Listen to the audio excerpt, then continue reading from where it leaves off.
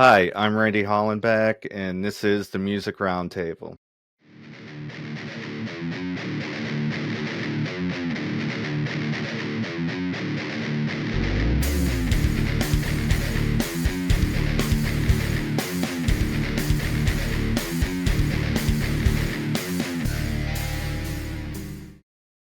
Today on the show, we have Damon from Metalcore band of Virtue. What's up, man? How are you doing?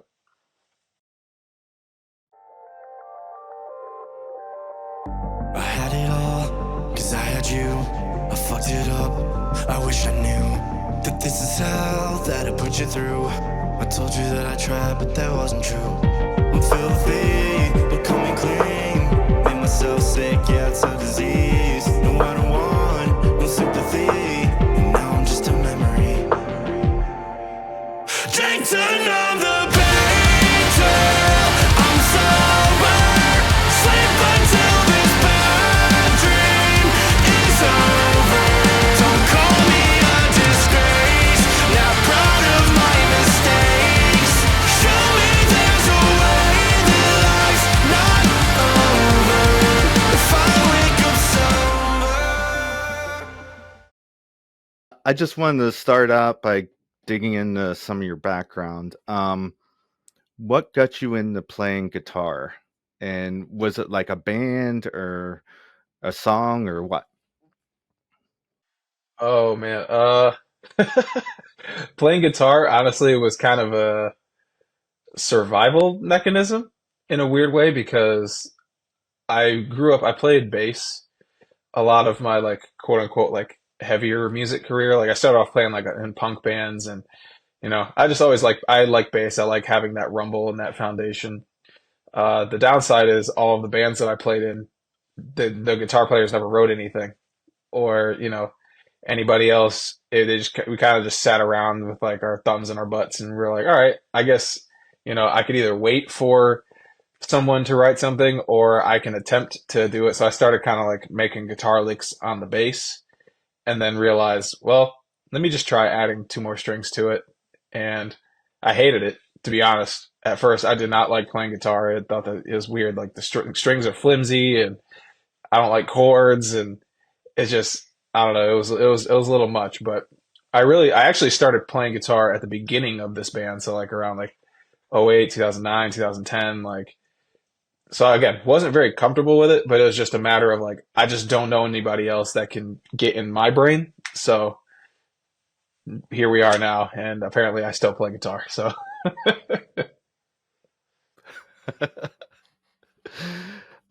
Who are some of your musical influences? ironically enough, not a lot of guitar players. Um, I was always a big fan of the players though that like lots of pedals. So like Josh from like Red Hot Chili Peppers, Frusciante, like those were like some of like the first ones where I'm like, holy cow, like what are they doing? Omar from the Mars Volta. Um, Basically anyone that kind of used their guitar in a way where it didn't sound like a guitar. Just lots of effects, cool soundscapes, that type of stuff. And then when it came to like the riffing stuff, it was like, I listened to like Deftones and Slipknot, Korn, Linkin Park, all that growing up. So all those factor in. Like singing wise too, it's like I tell everybody this. Lejean from Seven Dust was the first person that I saw that like played music that wasn't like Motown or R&B or stuff that my mom liked, but it was like, oh, this is like different. Like this is heavy. And it obviously is a face that I can look at and be like, oh, okay, cool. Didn't know that, we had people doing that too. Obviously you find out about, Living Color and other artists that, before that, but for my generation, or at least just for me, it was like he was the first one. I was like, oh, okay, you can sound like that, look like that, and still be in a rock like metal band. So that was a big thing. Yeah, I just had Gears on the other day, and they were talking about in living color and stuff like that as an influence and stuff, and that's what got him into singing and stuff like that. Oh, and the thing is like backtracking and seeing that because like obviously like when I started playing like more like traditional music, like you do hear about like Hendrix, you hear about a lot more of like the classical artists or like classic artists. But as far as like again like the heavy rock, metal, like dudes that were like riffing or belting their fucking lungs out, it was like he was one of those. Like Howard Jones is another one from Killswitch. Like again, just I liked Killswitch a lot with Jesse. I still do.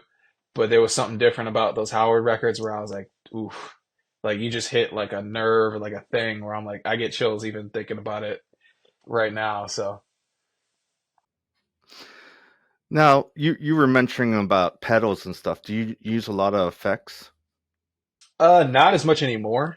We've kind of streamlined our music to where we do use effects, but they're a lot more judicious. Like back in the day, yeah, we had, you know, we would tour with, I'd have two boards and they'd be triggering this and like just doing pedal dancing, and then you kind of realize like I actually want to have a little more fun, at least for me, playing on stage because I do like getting into the crowd. I like more of the showmanship aspect of performance, not just kind of like rigged like nerd stuff where I'm just doing this the entire time like it's a computer calculation. Like it does have its place, and there are plenty of bands that they still do it, but at least for us now, it's like we try to keep everything kind of rhythm based. There are leads, but just kind of big, blocky, as powerful as it can be, big sing along. And then when you do throw in like the lead or like the thing that's like super effective, people are like, oh my God, this is the greatest thing since sliced bread. And it's like, it's not, but hey, you just use it as like a little bit more of like a flair than, sometimes a crutch. You know what I mean? Okay. Um, how did the band form?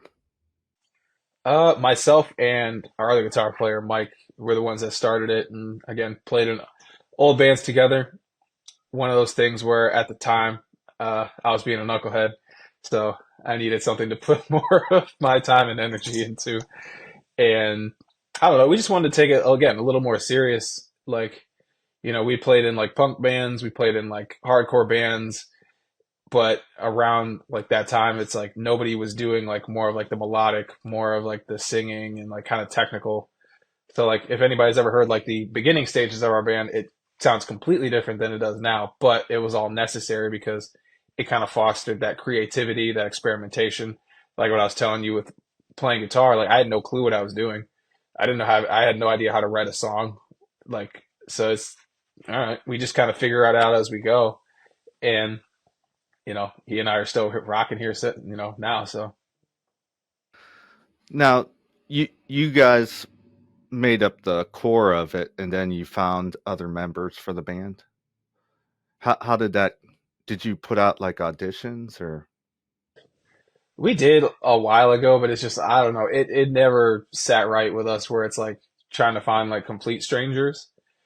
Where like Tyler, he had played in bands in our area like with us for a while.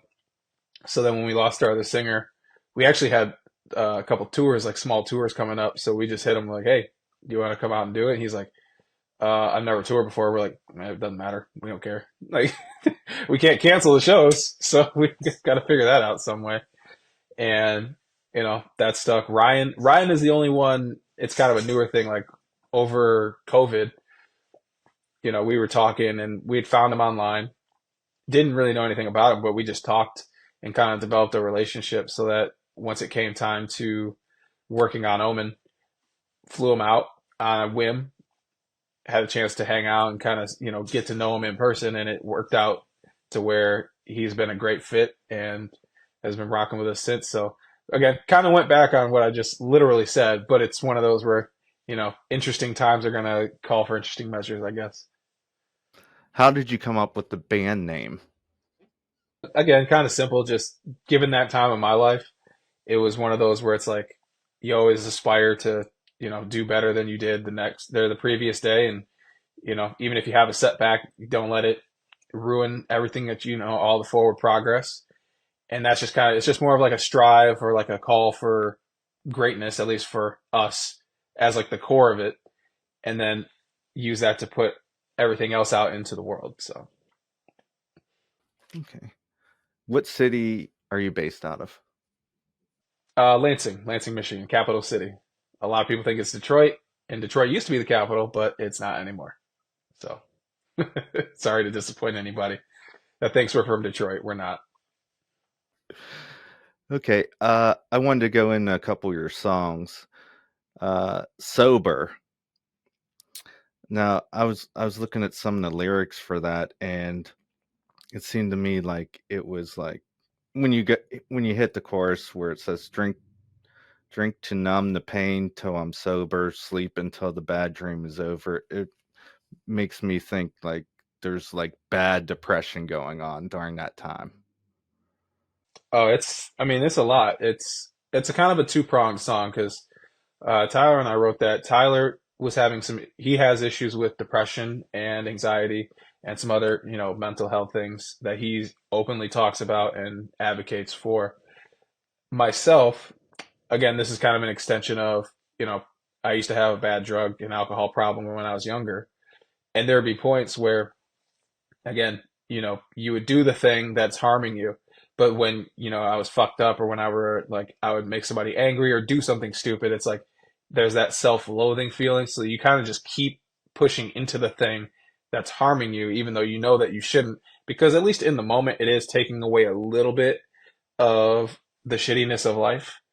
But then you wake up and then you kind of have seen the mayhem that's going on. And it's like, it's a never ending cycle because when you wake up and you feel like garbage, what are you going to do? You're going to go back to the thing that you think is helping you, but it's not. It's a very terrible cycle that, again, it took a while for me to want to speak on that because I'm sure, like anybody else, it's like the past can be the past and you want to leave it there. You don't want people to know or think of you in a way that is, unbecoming or, not what you're building your life for. But you also have to recognize that, life doesn't just start at 25 or 30 or whatever it is. It's like everyone has a past for a reason. And sometimes you need to tell that to help somebody that might be going through the same thing that you did at that time or prevent something from happening. You never know. You never know what your words can do. So, Yeah, it's like a learning process. You learn as you go along the way and you don't make those mistakes anymore. you do your best not to. Drinking on the pain until I'm sober. Sleep until this bad dream is over. Don't call me a disgrace. Now proud of my mistakes. Show me there's a way that's not over. If I wake up sober. If I wake up sober.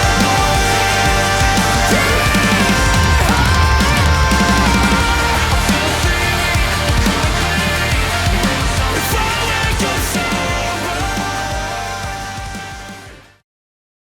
Your other song, Sinner, and it starts out, it got like a pop R&B type of feel in the verse and stuff. Can you tell me a little bit about how you guys came up with that? We'll call that one a happy accident as well too. Um, Again, some of the stuff like it does fall back to COVID and the pandemic. We weren't able to like be in the same room with one another because of the mandates going on in Michigan and some of the surrounding states. So when we were able to finally get into the studio, it was more of like catching up with friends and like, we were just talking, brought our guitars, laptops, everything else. And we didn't really have an idea of what we wanted to do. We had no, demos, no riffs. Like we just kind of said, hey, let's just dink around. Let's just kind of mess around, see what's going on. Loaded up beats, loaded up, some vocal chops, went into the the booth and was just scatting randomly. And by like lunchtime of that session, we listened back to what we had. And we all kind of looked at each other like none of us know what's going on. You have these again, like these weird kind of pop structure verses with no vocals, by the way. So all you're hearing are like the effects popping and like a chorus that comes out of nowhere and could also sound like it's in an EDM song. And you're like, is this the right thing? And at the same time, you just lean into it because you kind of go, well, there's no vocals on it, so we have to figure out what those are going to be. And once we kind of established that direction, it's like, ooh, we might be onto something. This actually is pretty sick. And anybody that we initially showed that song to, there was like an air of confusion, which sometimes is good because that means it is something newer or something that is not as commonly heard. And then you had people that, they were like, if you don't put that out as your first song, you guys are legitimately stupid. So I appreciated all the feedback from that. So, and I guess people do seem to enjoy it. It's our most played or most streamed song that we've ever had. And live, it's insane just looking out and seeing people kind of snapping their fingers and singing along. And it's lighthearted, but it's cathartic at the same time. Yeah, it's cool mixing it up a little bit like that and changing around and trying new things and stuff. Absolutely. Yeah, you got to keep, and you know, I guess the only bad rep that rock and metal can get sometimes is like it can be a little close-minded. Sometimes it's good to keep it narrow. Other times you do need to let some other ingredients in, let some other genres influence it to give a new wave or, show people like, hey, this is what this can also sound like. Because you never know. Somebody's, you know, that shreds thrash metal, they might not have the same talents as somebody like me or whoever else, where it's like you sing more or you like the melody more, but it all fits under the same umbrella. So I can't be a sinner, drowning holy water. Cold, 'cause you won't. You left a home. Oh, oh. 'Cause you've been running around treating me like we are enemies now. Pull me into your vanity, sick, twisted fantasy. Now my heart's not listening, but you keep haunting my dreams like a fucking disease. You can't be my savior, I can't be your sinner, drowning holy water, calling me to my grave, calling me down.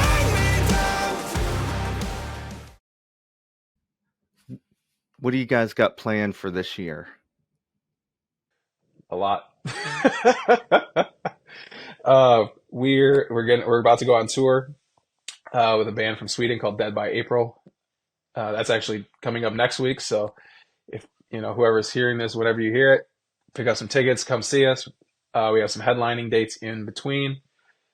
Shortly after that, we go to Manila in the Philippines for they call it Pulp SummerSlam. It's the longest running single day festival that they have in Southeast Asia, outside of Hammer Sonic and then a couple other ones in Japan. We're playing with, I think it's Parkway Drive, Story of the Year. Code Orange was supposed to play until the guitar player got sick. Us, Michigan Boys and La Dispute, a whole bunch of other bands. And then once we are home from that, we actually have a full US run with another Swedish band, friends of ours, called Imminence and Catch Your Breath, the Black tour across the states. That's going to be insanely massive. And couldn't be more excited to be a part of that. And I think that's from like April till late May. Finish it up with a hometown festival called Rock Lansing, first one. Playing with Taproot, Nonpoint, the OGs. So shout outs to them. We got a good spring coming up so far. And you guys are on Capulet Fest too. We are also on Capulet. We play Sunday, which I believe is Nothing More as the headliner. And I think there's a few other bands. I'll have to take a look. But yes, Capulet's going to be sick. You guys just got back from overseas. Yes, we did. We spent 3 weeks in Europe. We were out with a band called Any Given Day. They're also from Germany. They just released a record called Limitless, the Limitless tour with them and a band called Doom Crusher. One of the best tours we've ever done, hands down. We can't thank those dudes enough for having us out there, ripping those shows. Like it was beyond amazing. I wish we were still there, but obviously we still have to play shows here. So What were the crowds like overseas? they're so warm and welcoming. Like part of it, you are an international band, so people pay a little bit more attention because they're like, oh, okay, you're coming from a far distance.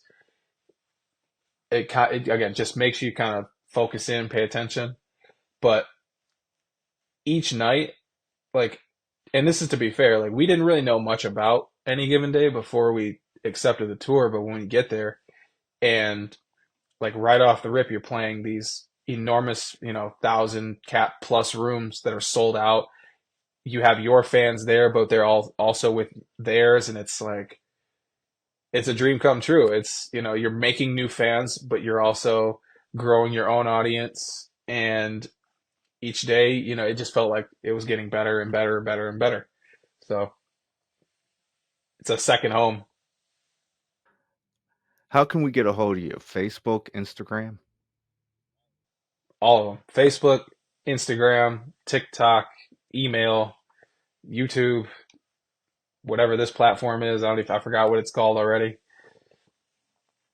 But yes, any social media, we have it. Twitter, you can find, or X, should I say, whatever it is, you can find us on there. Um, we have a actual website of virtueband.com. So you can go there, you can find all of our tour dates. There's links for merchandise. We just sold out of a sick drop for Cannibals, for that reaching 2 million. We'll have other new stuff here pretty soon. We all do the email. We have texting service called Laylo. So if anybody wants to, get a hold of us, find the Laylo link, sign up, and we try not to spam you, but we just send out obviously updates of what we're doing, keep everybody informed as best as we can because we know attention is hard to compete with nowadays. There's a lot of different things. So to everybody that does give us your attention and time of day, we love you, appreciate it. So, That's all the questions I have. Thanks for coming on the show today. Is there anything else you'd like to add? man, just again, thank you to taking time out of your day to do this. It's always awesome for, just to be able to sit down, chat. It kind of, again, it's pinch me, you dream me because you get to live out something that you've been working for so long. I'm sure it's probably the same for you where you're like, hey man, I get to sit here and talk to bands. I get to go out to these shows, interview, have fun. So again, appreciate you. Hopefully, we can come to your area here pretty soon, get you out, have some fun, hang out with us in real time. So